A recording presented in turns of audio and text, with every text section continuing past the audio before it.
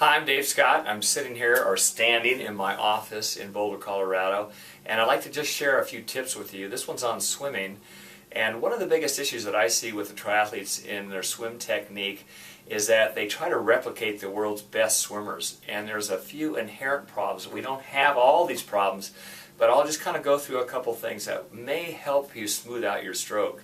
If we try to overreach in the front like this, where the hand actually crosses the center line, a lot of us will find that our elbow will drop, and as our elbow drops we end up pressing straight down, so you put a lot of pressure on your shoulder, and that whole shoulder girdle, that muscle complex around your shoulder that supports your shoulders, is under a lot of stress. And the second thing is that we don't innervate our big lat muscle on the side or serratus anterior.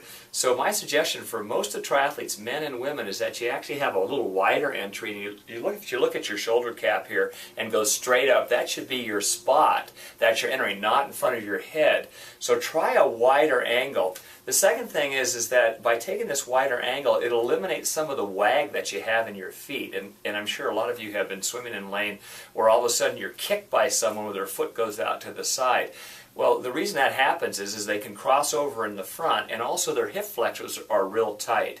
So by moving that hand over wider, that will really help. The second thing is just putting your head down a little bit lower. If we think of the water level, we want the head to be about, the water to be about the middle of the head, so that our eyes are looking straight down.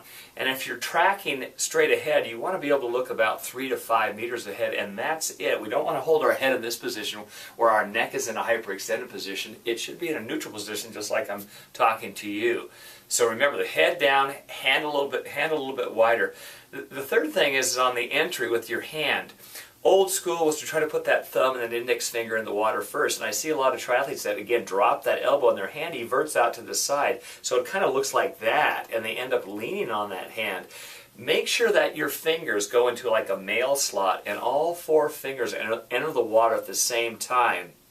Last tip, once that hand is extended, if you notice, I have a little bit of flexion in my elbow, or about 170 degrees. I'm not fully extended out here at 180 degrees. Stop just shy, because again, a lot of the triathletes that are tight in their shoulders, in their upper back and mid back, will find it more advantageous to set that elbow high on the front end without trying to extend that hand and allowing your hand to evert. Alright, so hopefully you can try those 4 tips. Do one at a time in a workout. For example, do 825s of that first tip, 825s of the second one, and I would only pick 2 per workout. Don't try to do all 4. Okay, hope that helps. I'll be back soon.